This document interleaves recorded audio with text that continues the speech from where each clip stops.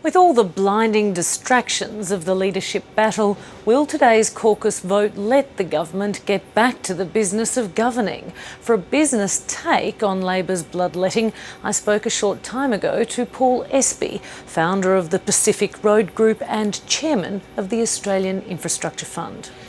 Paul Espie, thanks very much for being with us. It's a pleasure. Now, you're a veteran of the mining industry with background in banking and infrastructure. Is the business community convinced when Julia Gillard says that the government today is back on track? Business people come from various directions on the big issues of the day. I can state the obvious and say that the one thing business people have which is consistent is that they want to see stability, they want to see rational development of policy and the implementation of it. I would argue that, broadly speaking, what's led up to the events of the last week doesn't meet that test terribly well. And so the federal election isn't due until around the end of next year. Will that be long enough for Labor to prove that it has got its house back in order, or do we need an early election? I'm not a political commentator, and I'm not particularly familiar with the inner workings of the Labor Party.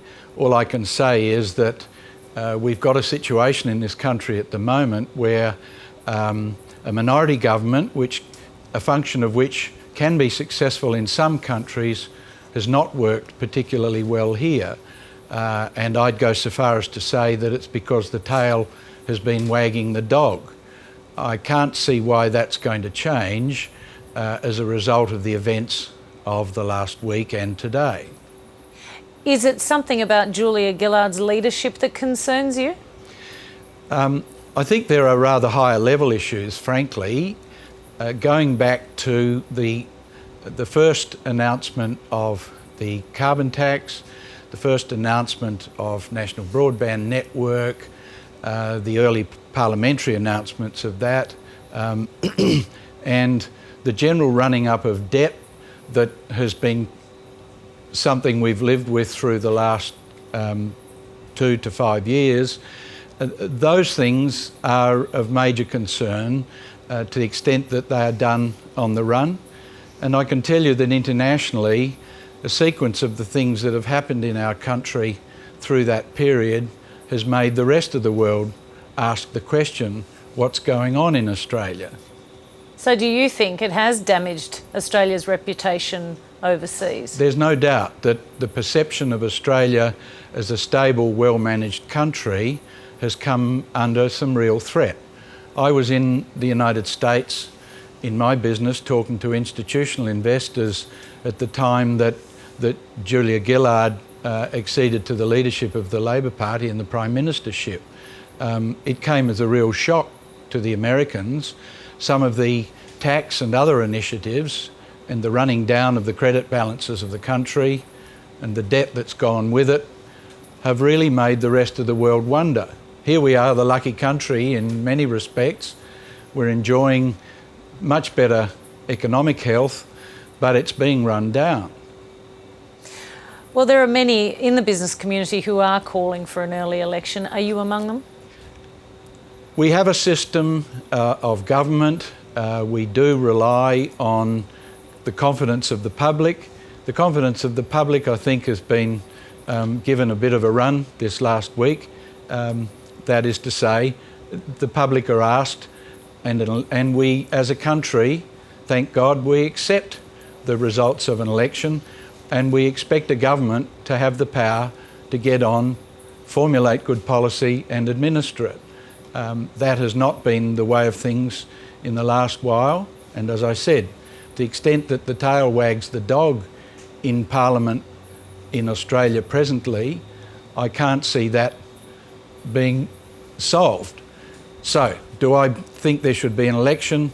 I don't think it makes a huge amount of difference what happens in the next 12 months. I think we've in prior times seen opposition pressing for elections a bit ahead of their own interest and the stability in the country.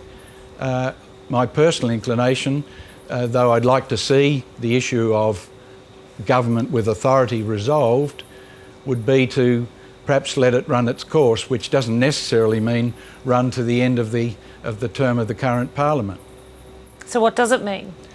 It means that, that's a very good question.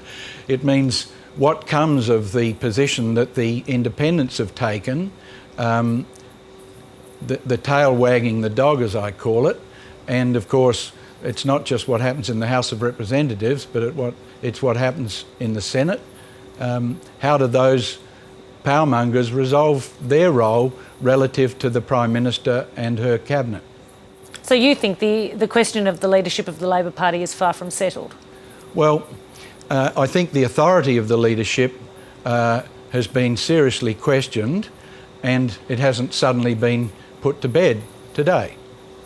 Now, there's a lot of talk in the business community about the lack of productivity growth in Australia. To what extent do you believe the Labor government's workplace reforms are to blame? I reflect back in the times when I was involved in some of the bigger mining projects and their financing, to the time when Charles Copeman set about putting Robe River back on sound footing. And at that time, the relationships between the companies, their management, and the workforce in the Pilbara was pretty diabolical. In subsequent years, enterprise bargaining and the rights of the individuals at work to strike their own deals with their employers brought about spectacular improvements in productivity. And we've been living on the fruits of that in all the subsequent years, I suggest. And to constrain that process where individuals can make their own choices.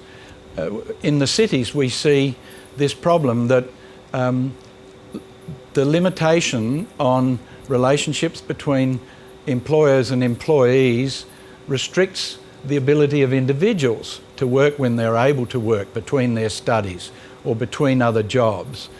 And I don't think that's a good thing for individuals, let alone for the people who seek to employ them and for productivity in the system as a whole. So would you be looking for something like a Work Choices Mark II? Once again, I'll deny profound knowledge of the particular policy area. My interest is in the rights of individuals to strike their deals with their employers and vice versa, and that's been impeded by legal process, and history shows that it's not very helpful in this country. Now, I have to ask you this, Paul Espie, because a lot of people watching this might say, of course you would criticise this government because you are a significant donor to the Liberal Party. Yes, I have been. Is there something wrong with Well, that? is that? No, but I guess for some people it might put your comments in a different perspective. Well, I'm not here to criticise the government per se, and I think if you reflect on what I've been saying, I'm not making a party speech here. I'm answering your questions as a business person with a serious interest in what's good for our country. I have children, I have grandchildren, I have a lot of friends, I have a business that employs people. I'm interested in the policy issues. That being the case, I'd put it to you that the business community, and you know, setting up these interviews, is riddled with people who have a particular interest in a particular policy, or because of their corporate labels, they're unable to speak out. I've reached a stage in my life where I can talk to an issue, and I pride myself on doing that in an objective way. You can make your own judgment about that. Paul Espie, thanks so much for being with us tonight. Thank you, Emma. And now let's look back at the day in Canberra and test the public's reaction. The producer is Amy Bainbridge.